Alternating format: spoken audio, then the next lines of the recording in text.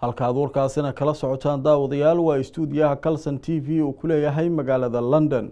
Goordhow daawadayaal waxa inoo soo socda war ku saabsan Kacbada sharafta leh ee barakaysan oo la gaaray xilligii la dhaqayay gudaheeda, qaabka loo dhaqo, qufulka lagu xiro iyo furaha iyo nidaamka hawsha loo qabto. Warbixin ku saabsan ayaan idiin soo gudbin doonaa, hase ahaatee ku soo dhawaada markan wararkii sportiga.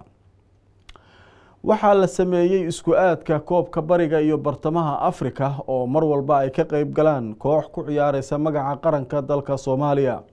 kooxda kubadda cagta qaranka Soomaaliya ayaa sanadkan waxa ay sheegeen inay guulo waaweyn ka soo hoyn doonaan, inkastoo gruubka iminka ay ku jiraan la sheegay inuu ka mid yahay gruubyada ugu adag ee tartankaasi.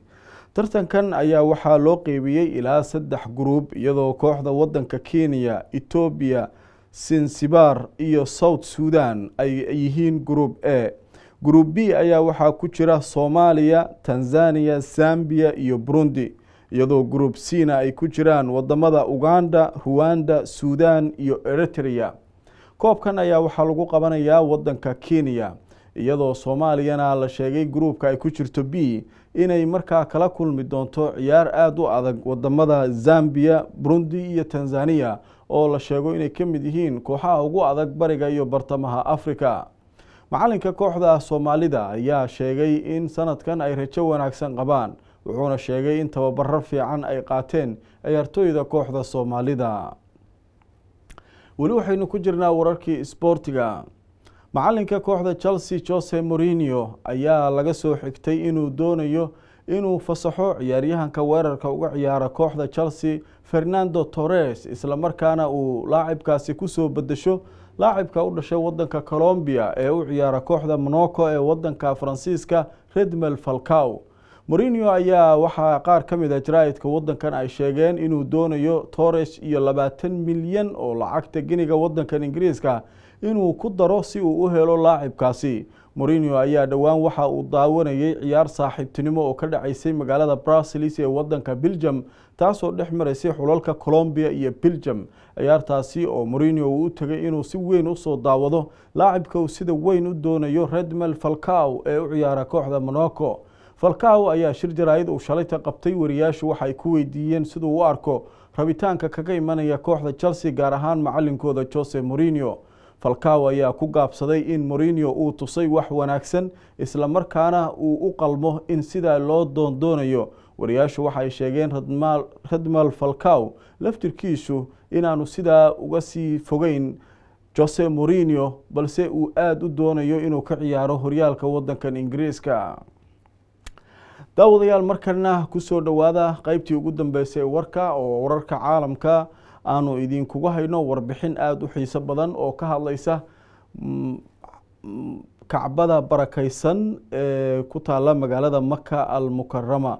haddaba daawadayaal sanadkan waxaa la sameeyay furihii iyo qufulkii loogu talagalay in la bedelo, isla markaana lagu xiri lahaa Kacbada. isla markaana waxaa la gaaray iyadoo lagu jiro bisha Muharram waqtigii Kacbada la nadiifin lahaa gudaheeda, isla markaana la dhaqi lahaa, iyadoo dadka dhanna aan loo ogoleen inay hawsha ka qayb qaataan oo dad qaasa oo ay ku jiraan amiirada wadankaas kaliya iyagu nadaafada maalinka ka qayb qaata. ciidamo xoog leh ayaa sidoo kale la geeyay masjidka xaramka si loo ilaaliyo hawsha halka ka socota iyo qaabka ay u dhacayso.